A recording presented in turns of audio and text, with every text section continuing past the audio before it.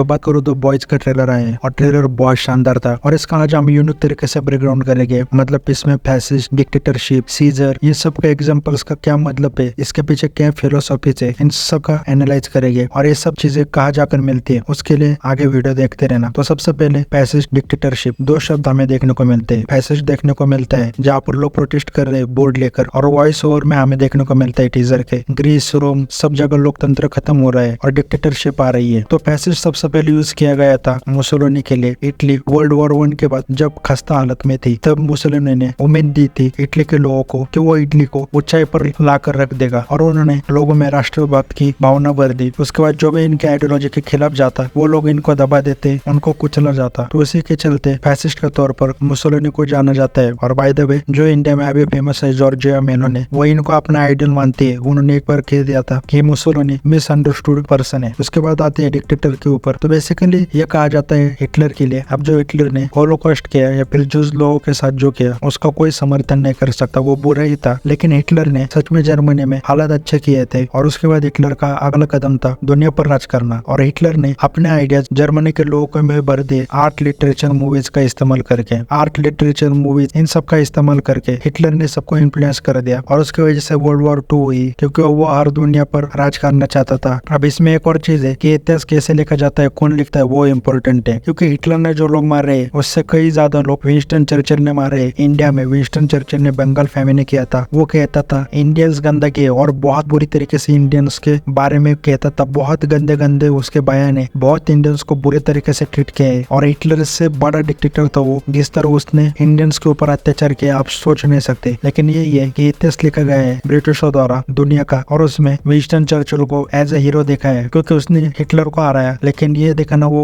भूल गए कि हिटलर से पूरा विंस्टन चर्चिल था जो उसने इंडियन के लिए किया। तो उसमें यही चीज है जो कहते हैं कि सीजर का एग्जाम्पल दिया था। उसमें एक डायलॉग है कि अगर लोगों को पता चल जाए कि उनके ऊपर जुल्म हो रहा है वो उस आदमी को महान कैसे मानेंगे और इतिहास में उसे महान कौन मानेगा। तो बेसिकली यहाँ पर तुम देख सकते हो चिकन लोगों के छाते फाटकर सबको मार रहा है, बेड़े उड़कर लोगों को मार रही है। तो ये होमलैंडर ने क्रिएट किए हुए एनिमल है। अब लोग सुपर हीरो को भगवान इसलिए मानते हैं ताकि लोगों को जब भी मुसीबत आती है सुपर हीरो उनको आकर बजाते हैं। और ये होमलैंडर पहचान चुका है जितने ज्यादा लोगों को दिक्कतें आएगी वो उतने ज्यादा सुपर हीरोज को वर्शिप करेंगे, इसलिए होमलैंडर ने इन एनिमल्स को क्रिएट किया है। अब लोगों को लग रहा है कि सुपर हीरो उनको मुसीबत से बचा रहे, लेकिन मुसीबत ही सुपर हीरोज ने क्रिएट की है। अब इससे दो ग्रुप बढ़ जा सकते हैं, जैसे बिली बचर अपनी टीम के साथ वापस आएगा, फिर से अपनी टीम खड़ी करेगा, फिर से वो आएगा, वो शायद होमलैंडर को एक्सपोज कर दे या फिर लोग अपने आप बढ़ जाए। लेकिन हम दोनों ग्रुप देख सकते हैं, एक लड़ते हुए और एक शायद उनका सपोर्ट में हो सुपर हीरो के। लेकिन जैसे कहा गया है कि लोगों को पता चल जाए कि उनके ऊपर जुल्म हो रहा है तो वो उस इंसान को महान मानेंगे, इसलिए होमलैंडर खुद लोगों को मारवा कर महान बन रहा है। साथ ही में जो भी उसके साथ सहमत नहीं है उन देशों को शायद कुचला जा रहा है। और इसी के चलते अब होमलैंडर डिक्टेटर फैसिस्ट वो बन ही चुका है और वो है ये कह लो, लेकिन उसे भी महान बनना है, उसे सुपर हीरो ही रहना है लोगों की नजरों में। तो अभी सामने नहीं आ रहा है, तो सीजन 4 वही होगा, होमलैंडर को ये एक्सपोज करेंगे। और इनको वायरस भी मिल चुका है जो इन सबको मार डाले, तो वो अहिंसा हिंसा क्या सबको मार डालना सही है, क्या ये सही है, वो भी चीजें दिखाई जाएगी। क्योंकि सारे सुपर हीरो भी बुरे नहीं हो गए और बिली बुचर का सुपर हीरो के लिए जो हिट है हो सकता है वो सुपर हीरो पूरी प्रजाति नष्ट कर दे। अब इसमें सोल्जर बॉय होगा या पता नहीं, मेरा फेवरेट कैरेक्टर था बॉयज सीरीज का कैप्टन अमेरिका से कह लो, क्योंकि मैं हमेशा देखना चाहता था अगर कैप्टन अमेरिका मोरल छोड़ के एक ग्रे कैरेक्टर हो जाए तो कैसे होगा। और सुपर बॉय मुझे वही देखने को मिलता है और उसका भी जो एक्टर था वो बहुत शानदार परफॉर्मेंस करता है। वो स्वैग जो उसने कैरी किया है थ्रू आउट द सीरीज कुछ वक्त के लिए आया और फेवरेट हो गया सबका। तो मुझे लगता है सीजन 4 में लास्ट में दिखा सकते हैं या फिर नहीं भी दिखा सकते, सीजन 5 में उसको दिखाएंगे, क्योंकि उनको भी नहीं पता होगा इतना पॉपुलर हो जाएगा वो एक सीजन में आके, क्योंकि स्टोरी लाइन में वो अभी बैठ नहीं रहा है। तो लास्ट के एपिसोड में उसे इंट्रोड्यूस करे फिर से, यानी जो भी जेल में था वहां से उसे छुड़ा के लाया। और ये कैरेक्टर अब सबका इसलिए भी फेवरेट है क्योंकि सीजन के लास्ट में जो उसके साथ होता है तो काफी उसके साथ हम एम्पैथाइज भी करते हैं। तो बेसिकली ये तो ओवरऑल ब्रेकडाउन। वीडियो कैसा लगा वो कमेंट करके बताओ और तुम्हारे कुछ थ्योरीज हो जरूर कमेंट में डिस्कस करो।